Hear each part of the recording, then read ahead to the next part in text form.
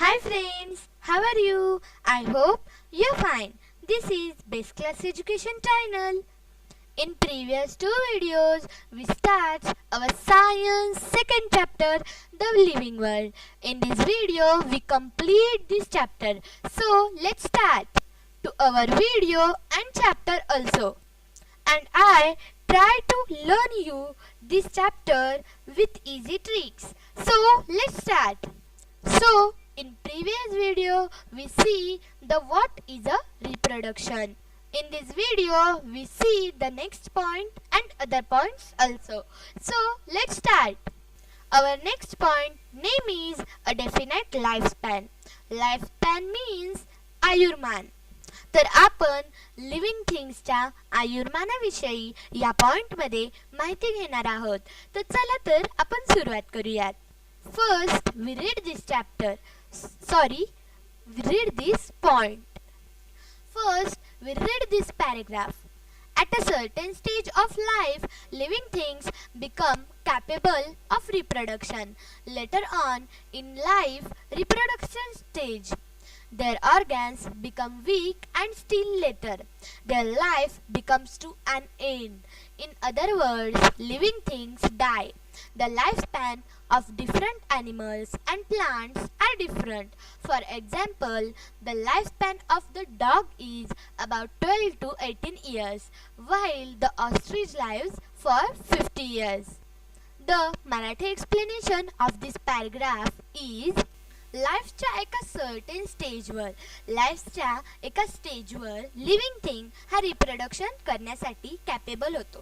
तो रिप्रोडक्शन करण्याच्या स्थानावर येतो. मग जेव्हा रिप्रोडक्शन होते तेव्हा त्याचे ऑर्गन्स वीक होतात. त्याचे ऑर्गन्स काम न करण्यासारखे एका जागेवर स्थिर राहतात. स्टिल मीन्स स्थिर.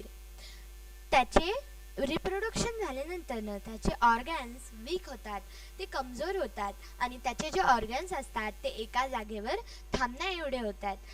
म्हणजेच लिव्हिंग थिंग्स हा त्याच्या लाईफच्या एंडपाशी आलेला असतो. दुसऱ्या शब्दात तो मरण पावतो. म्हणजेच लिव्हिंग थिंगचं रिप्रोडक्शन झाल्यानंतर लिव्हिंग थिंग्सचे ऑर्गन्स वीक आणि स्टील होतात आणि त्याच्यानंतर ते मरण पावतात. आणि वेगवेगळ्या लिव्हिंग थिंग्सचं जे लाईफस्पॅन असतं, त्यांचं जे आयुर्मान असतं ते कितीही इयर्स असतं, वेगवेगळ्या इयर्स पशी असतं. म्हणजेच डॉगचं लाईफस्पॅन 12 to 18 इयर्स असतं, तर दुसरीकडं ऑस्ट्रिच मीन्स शामरूकचं जे लाईफस्पॅन असतं ते 50 इयर्स असतं. म्हणजे प्रत्येक ॲनिमलचं, प्रत्येक लिव्हिंग थिंग्सचं जे आयुर्मान असतं, जे लाईफस्पॅन असतं ते वेगवेगळ्या वर्ष असतं, वेगवेगळे वर्ष किंवा दिवस असतं किंवा आवर सुद्धा असतं. We see our next paragraph of this point. First we read this. You may have wondered what exactly the living things are, how they came into being, and so on. The Marathi explanation of this sentence is living thing हे खूप wonder आहे. त्यांची process ही खूप wandered आहे, ही खूप आश्चर्यचकितीची आहे. ते जसे या वर्ल्डमध्ये येतात आणि जसे जातात त्यांची ही प्रोसेस खूप वंडर्ड आहे, ही खूप आश्चर्यचकितीची आहे. असं या सेंटेन्समध्ये म्हणत आहेत की लिव्हिंग थिंग्स किती एक्झॅक्टली ती किती वंडर आहे या सेंटेन्समधून आपल्याला कळतं. जसं लिव्हिंग थिंग या लाईफमध्ये येतात, या वर्ल्डमध्ये येतात, या अर्थवर येतात आणि ते जगतात. ही जी त्यांची प्रोसेस असते ती खूप वंडर्ड असती असं इथं आपल्याला म्हणलेलं आहे. We see our next point, that is 14 page number. On the 14th page number. Oh, sorry. Here are one chart. That chart name is, do you know? First we see this chart. First we read this. The lifespan of the giant turtle found on the Galapagos Island in South America is about 170 years. On the other hand, the lifespan of the mayfly ranges from 1 hour to 24 hours. म्हणजेच जो Galapagos या बेटावर एक giant means खूप मोठा, तिथे खूप मोठा टर्टल सापडला होता आणि त्याचं लाईफ स्पॅन, त्याचं आयुर्मान हे 170 इयर्स होतं. वाव, किती आश्चर्यचकित आहे ना. 170 इयर्स तो जगू शकत होता. त्याचं आयुर्मान, त्याचं लाईफ स्पॅन 170 इयर्स होतं. गॅलापागोस आइसलँड हे साऊथ अमेरिकामध्ये आहे. आणि दुसरीकडं तिथंच मे फ्लाय सापडली होती. एक बटरफ्लाय तिथे सापडली होती आणि तिचं नाव होतं मे फ्लाय. आणि तिथे जे आयुर्मान होतं ते 1 hour to 24 hours होतं. 1 hour म्हणजेच 1 तास आणि 24 hours म्हणजेच 1 दिवस. म्हणजेच तिचं जे आयुर्मान होतं ते 1 तास ते 1 दिवस इतकं होतं. म्हणजेच आपल्याला कळतं की जायंट टर्टल आणि मे फ्लाय यांचं आयुर्मान किती आहे. जायंट टर्टलचं किती जास्त आहे आणि मे फ्लायचं किती कमी आहे. We see our next point. Shit! I forgot this. There are one question. That's name is, can you tell? We see this question. Observe a honeycomb and a wall. What are they made of? The Marathi explanation of this question and this question's answer is, जर तुम्ही एखाद्या वॉलला, विटांनी बनलेले एखाद्या वॉलला जर तुम्ही पाहिलं आणि जर तुम्ही मधमाशीच्या हनीकोमला, हनीकोम मीन्स मधमाशीचे पोळं, जर तुम्ही मधमाशीचे पोळं आणि वॉलला पाहिलं आणि त्यांचं जर कंपॅरिझन करून बघितलं तर त्यात तुम्हाला काय सापडेल बरं? तुम्ही बघा बरं या दोघांचं कंपॅरिझन करून. इथे तुम्हाला 2 चित्रे सुद्धा दिलेली आहेत. त्याची तुम्हाला काय दिसतंय? बरोबर, तर हनीकॉम हा एका स्मॉल पार्टिकलनी बनलेला आहे. म्हणजेच हनीनी, हेक्सागॉन आकाराच्या हनीनी बनलेला आहे. आणि वॉल ही ब्रिक्सनी, ब्रिक्स मीन्स विटा, विटांनी बनलेले आहे. आणि ब्रिक्सचा आणि हनीकॉम मध्ये असलेल्या त्या स्मॉल पार्टिकलचा म्हणजे हेक्सागॉन आकाराच्या त्या हनीचा एक पॅटर्न तयार केलाय आणि त्याच्यापासून वॉल आणि हनीकॉम तयार केलेलं आहे असं आपल्याला आपल्या ऑब्झर्वेशनच्या स्किलनी कळतं. Here are answer of this question. But I tell this question's answer. So we see the next point. Our next point name is a cellular structure. आता जसं आपण पाहिलं की वॉल ही ब्रिक्सने बनलेली होती आणि हनीकॉम हे एका हेक्सागॉन आकाराच्या मधाने बनलेलं होतं. मग हे काय होतं? त्यांचं याचा पॅटर्न तयार केलेला होता आणि हे काय होतं? त्यांचं सेल्युलर स्ट्रक्चर होतं. तसंच लिव्हिंग थिंग्सचं सेल्युलर स्ट्रक्चर कसं असतं ते आपण इथे बघूयात. First we read the first paragraph of this point. Living things are made of small units called cells. All the actions and processes in the bodies of living things are brought about with the help of these microscopic cells. The Marathi explanation of this paragraph is, living things एका small युनिटने बनलेले असतात आणि त्या small युनिटला आपण sale असं म्हणतो आणि हे खूप सगळे सेल्स मिळून एक लिव्हिंग थिंग तयार होतो आणि या सेल्समुळेच लिव्हिंग थिंग्सच्या ज्या ॲक्शन्स असतात, ज्या त्यांच्या प्रोसेस असतात त्या घडतात असं आपल्याला या पॅराग्राफमध्ये सापडलेलं आहे. सापडलेलं म्हणजे म्हणलेलं आहे. We read the next paragraph. Some living things are made of a single cell.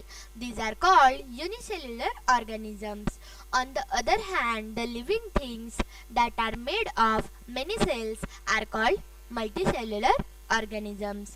The man, cow, mouse, cockroach, elephants, banyan tree, the onion plant, etc. are all multicellular organisms, and the amoeba and paracium is a unicellular organisms. All the characteristics of the living things are seen in every cell of a living thing, whether it is unicellular or multicellular. We see the Marathi explanation. आता आपण मागच्या paragraph मध्ये पाहिलं की living thing हे एका small युनिटने बनलेले असतात आणि त्या युनिटला सेल्स असं म्हणतात आणि जे ऑर्गॅन्स, जे लिव्हिंग थिंग्स फक्त आणि फक्त एका सेलनी बनलेले असतात त्यांना युनिसेल्युलर ऑर्गॅनिझम्स असं म्हणतात. युनिसेल्युलर ऐकल्यानंतरच आपल्याला कळतं की युनिक म्हणजेच एक. आणि ह्याचे एक्झाम्पल सुद्धा आपल्याला पिक्चरमध्ये दाखवलेले आहेत आणि इथे वर्ड्समध्ये सुद्धा आपल्याला ते सांगितलेले आहेत. आता युनिसेल्युलर ऑर्गॅनिझम्स म्हणजेच एका सेलनी बनलेले ऑर्गॅनिझम्स कोणकोणते, तर अमोबा हा फक्त आणि फक्त एका सेलनी बनलेला आहे म्हणून याला युनिसेल्युलर ऑर्गॅनिझम्स असं म्हणतात. आणि पॅरामोशियम हा सुद्धा एका सेलनी बनलेला आहे म्हणून हा युनिसेल्युलर ऑर्गॅनिझम्स मध्ये मोडला जातो. आता वन सेलनी बनलेल्या ऑर्गॅनिझम्सला युनिसेल्युलर ऑर्गॅनिझम्स असं म्हणतात. आता एक, दोन किंवा दोन पेक्षा जास्त सेलनी बनलेल्या ऑर्गॅनिझम्सला काय म्हणतात बरं? तर बरोबर, इथे आपल्याला लिहून दिलेलं आहे मल्टीसेल्युलर ऑर्गॅनिझम्स. जे ऑर्गॅन्स, जे लिव्हिंग थिंग्स दोन किंवा दोन पेक्षा जास्त सेल्सनी बनलेले असतात त्या ऑर्गॅन्सला, त्या लिव्हिंग थिंग्सला मल्टीसेल्युलर ऑर्गॅनिझम्स असं म्हणतात. इथे पिक्चर्समध्ये सुद्धा आपल्याला त्याचे एक्झाम्पल्स दिलेले आहेत आणि वर्ड्समध्ये सुद्धा आपल्याला एक्झाम्पल्स दिलेले आहेत. पिक्चरमध्ये बघितलं तर कॉकरोच, पिजन, एलिफंट, स्नेल, the onion plant and the banyan tree. This is multicellular organisms पिक्चरमध्ये बघितल्यानंतरनं. आणि जर आपण वर्ड्समध्ये पाहिलं तर मॅन, काव, Mouse, cockroach, elephants, banyan tree, the onion plant etcetera. Etcetera means इत्यादी. म्हणजेच मॅन, काव, Mouse, cockroach, elephants, banyan tree, the onion plant आणि यांपेक्षा इतर हे मल्टीसेल्युलर ऑर्गॅनिझम्स आहेत. आणि याच मल्टीसेल्युलर आणि युनिसेल्युलर हे जे ऑर्गन्स या दोन भागात लिव्हिंग थिंग्सला मोडलं जातं. म्हणजे या दोन भागात ह्याचं क्लासिफिकेशन सुद्धा केलं जातं. पुढच्या चॅप्टरमध्ये, in next chapter, we see the what is a diversity and the what is a classification of animals and plants, means living things. But now we see this chapter, we focus on this point. आता cells मुळेच living thing बनतो आणि cells मुळेच living थिंग्सच्या characteristics बनल्या जातात, त्यांच्या हालचाली होतात. याच्यामुळे हे जे सेल्युलर स्ट्रक्चर, हे जी कॅरेक्टरिस्टिक आहे ही खूप महत्त्वाची लिव्हिंग थिंगची कॅरेक्टरिस्टिक आहे असं आपल्याला डेफिनेशन मध्ये सांगितलेलं आहे. Cellular structure is the main characteristics of living things even though the number of cells may vary. We see our next point. Here are one green color chart. That's name is Institutes at Work. We see this chart. First, we read this. The institutes that work for the survey and conservation of the various plants and animals in different parts of India are the Botanical Survey of India 1819 and the Zoological Survey of India 1960 respectively. In the case you find an unfamiliar plant or animal in your surroundings, you can communicate with these institutes to obtain more information about it. The Marathi explanation of this chart is, आपल्या भारतात दोन अशा institutes आहेत, दोन अशा सर्वे आहेत ज्या plants, unfamiliar प्लांट्सच्या plants आणि ॲनिमल्स बद्दल माहिती जुळवतात, माहिती घेतात, माहिती इकट्ठा करतात. आणि या दोन सर्वे म्हणजेच बोटॅनिकल सर्वे इंडियातली जी 1890 ला तयार झाली होती आणि झूलॉजिकल सर्वे इंडियातली ती 1960 ला तयार झाली होती रिस्पेक्टिव्हली. मग जर तुमच्या सराउंडिंग मध्ये कोणत्याही अनफॅमिलियर ॲनिमल किंवा अनफॅमिलियर प्लांट जर तुम्हाला भेटला तर त्याच्याबद्दल अजून माहिती तुम्हाला जर मिळवायची असेल तर तुम्ही या दोन सर्वेशी कम्युनिकेट करू शकता, यांच्याशी बोलू शकता. We see our next point. Before we see our next point, we see this question. In what way are plants and animals useful to us? कोणत्या वेमध्ये, कोणत्या ठिकाणी, कोणत्या दुर्घटनेमध्ये आपल्याला प्लांट्स आणि ॲनिमल्स उपयोगी पडतात? याचं उत्तर मला तुम्ही कमेंट बॉक्समध्ये पाठवायचं आहे. We see our next point without time waste. Our next point name is useful living things. Useful living things means आपल्याला वापरात येणारे living things. आपल्याला वापरात येणारे सजीव. First, we read the first paragraph of this point. Plants are used for household as well as industrial purpose. For example, fenugreek, methi. Fenugreek means methi. Potato, okra. Okra means bhindi, ladyfinger. Apple, banana are used as food, while vaska, adalsa. Vaska means adalsa.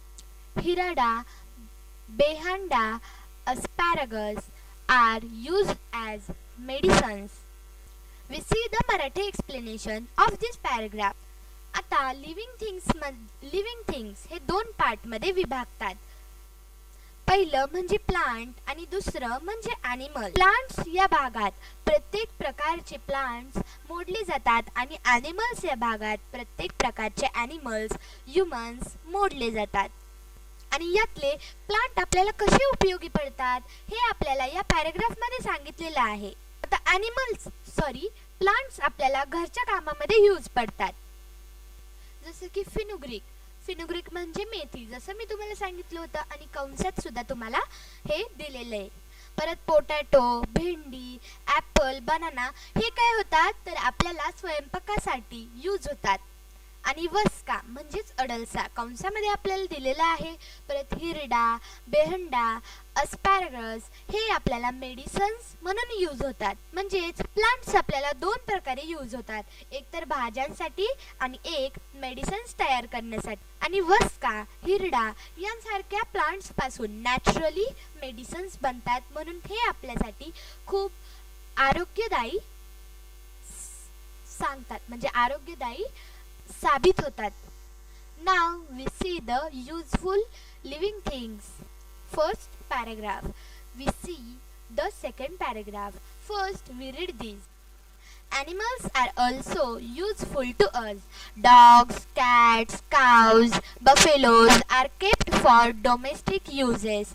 Fish, sheep, fowl are used as food, while animals like horses, oxen, camel prove useful in various occupations.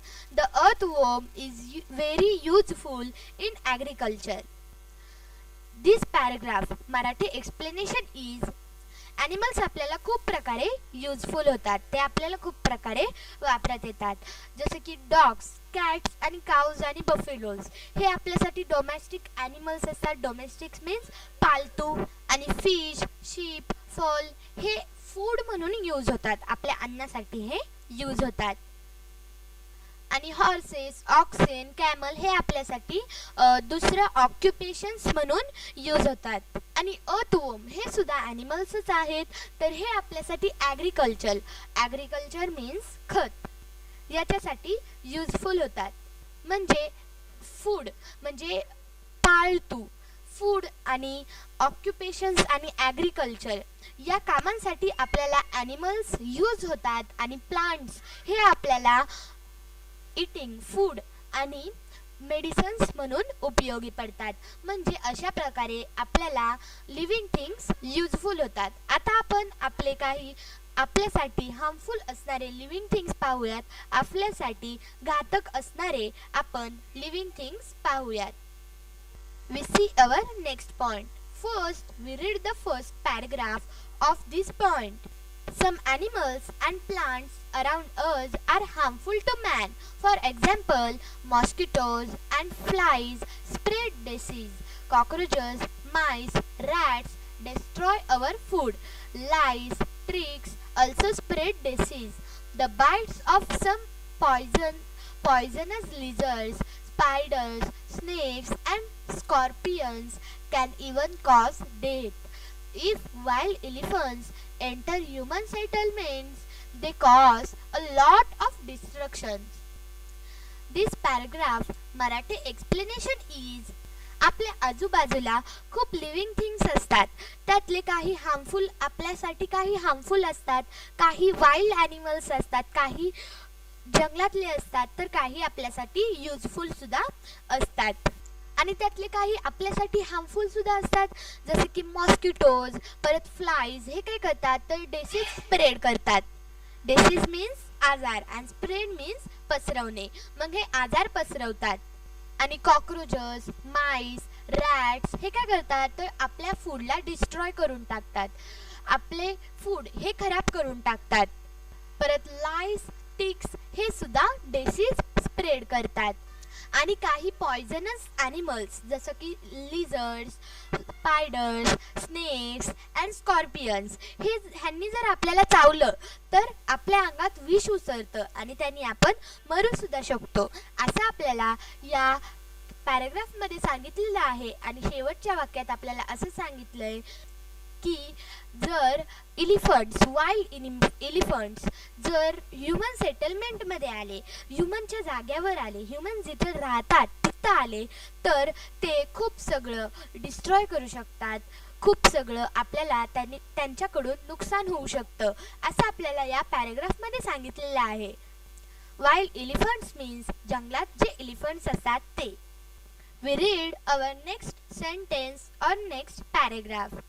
Some plants too can be harmful as for example the dodder, parthenium and other weeds.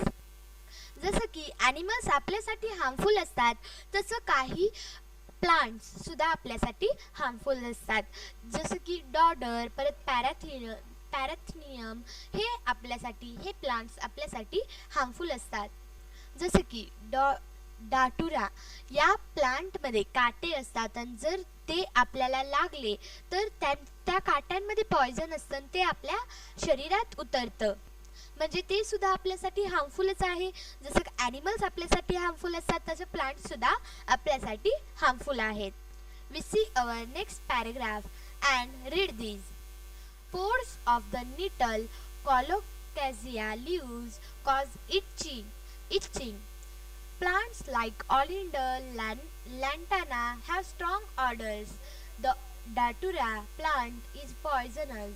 Uncontrolled growth of fungi and algae in water pollutes drinking water and may cause the spread disease. The Marathi explanation of this paragraph is, आता काही प्लांट्सला needle असतात, त्यांना काटे असतात, तर ते आपल्याला लागू शकतात. परत कॉलकेसिया लीव्स जर आपल्याला लागलं तर आपल्याला इचिंग फिलिंग होती. परत प्लांट्स लाईक म्हणजे ऑलिंडर, लँटन सारखे प्लांट्सला स्ट्रॉंग ऑर्डर असतं. परत डाटुरा प्लांट हे पॉयझनस असतं. जसं मी तुम्हाला मागे एक उदाहरण दिलं होतं, ते कसं असतं पॉयझनस असतं. आणि अनकंट्रोल पाण्यामध्ये फंगी आणि ॲल्गा ह्याची खूप वाढ होते. त्याच्यामुळे ड्रिंकिंग वॉटर काय होतं पल्युटेड होतं, ते प्रदूषित होतं आणि त्याच्यामुळं आजार सुद्धा पसरतात. म्हणजे जसं आपल्यासाठी ॲनिमल्स आणि प्लांट्स युजफुल असतात तसं हेच दोन्ही प्रकार आपल्यासाठी हार्मफुल सुद्धा असतात. We see our next point. Our next point name is wild animals. There are lot of wild animals in a jungle. We see the information of these. First, we read this paragraph. Wild animals that hunt other animals for food are called predators. For example, tigers, lions, wolves, leopards. Sometimes, due to deforestation, such animals enter human settlement in search of food and may kill domestic animals or people. The Marathi explanation of this point or this paragraph is, आता जसं मी तुम्हाला सांगितलं होतं की जंगलात खूप सगळे wild animals असतात जे दुसऱ्या ॲनिमल्सचा शिकार करून त्यांना आपलं फूड म्हणून वापरतात आणि अशा ॲनिमल्सला प्रेडाटर्स असं म्हणतात. आता टायगर्स, लायन्स, वोल्स, लिपर्स हे काय करतात तर दुसऱ्या प्राण्यांचा शिकार करतात आणि त्यांना त्यांचं फूड म्हणून वापरतात, तर ह्यांना प्रेडेटर्स असं म्हणलं गेलेलं आहे. तर काही वेळी हे जे वाईल्ड ॲनिमल्स असतात ते ह्युमन सेटलमेंटमध्ये येतात. ह्युमन्स जिथं राहतात तिथं हे येतात आणि तिथं हे फूड सर्च करण्यासाठी दुसऱ्या डोमेस्टिक ॲनिमल्सला, ह्युमन सेटलमेंटमध्ये राहणाऱ्या डोमेस्टिक ॲनिमल्सला, पाळतू प्राण्यांना आणि पीपलचा शिकार करून ते खातात. त्याच्यासाठी हे ह्युमन सेटलमेंटमध्ये येतात. तर इथंच आपला हा चॅप्टर संपलेला आहे आणि ह्याच्या खाली जे काही चार्ट्स दिलेले आहेत, जसं की फाइंड आउट, ऑलवेज रिमेंबर, हे आपण आता पाहूयात. We see this. आता जो फाइंड आउट हा जो चार्ट आहे याचं उत्तर तुम्ही मला कमेंट बॉक्समध्ये पाठवायचं आहे. ऑलवेज रिमेंबर हा पिवळ्या रंगाचा चार्ट तुमच्या पुस्तकात आहे, तो आपण पहिल्यांदा पाहूयात. First we read this chart. Many plants and animals in nature satisfy our needs. The use of such plants and animals should be restricted only to our needs. We should not pluck leaves, flowers, and fruits unnecessarily. Animals should not be hunted. They should not be teased just for fun. It is responsibility and duty of all of us to protect plants and animals. The Marathi explanation of this chart is: आपल्या नेचरमध्ये, आपल्या निसर्गात खूप सगळे domestic आणि wild animals असतात. याचा आपण शिकार केला नाही पाहिजे, तर ह्यांना आपल्याला वाचवलं पाहिजे.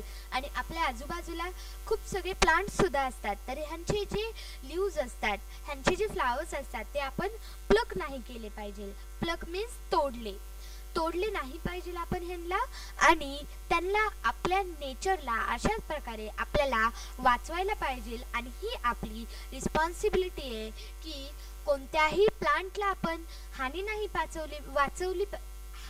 पोचवली नाही पाहिजे आणि कोणत्याही ॲनिमलला सुद्धा आपण हानी पोचवली नाही पाहिजे. जर आपण यांच्यासोबत चांगली वागणी केली तर हे सुद्धा आपल्यासोबत चांगली वागणी करतात. असं आपल्याला ऑलवेज रिमेंबर या चार्टमध्ये सांगितलेलं आहे.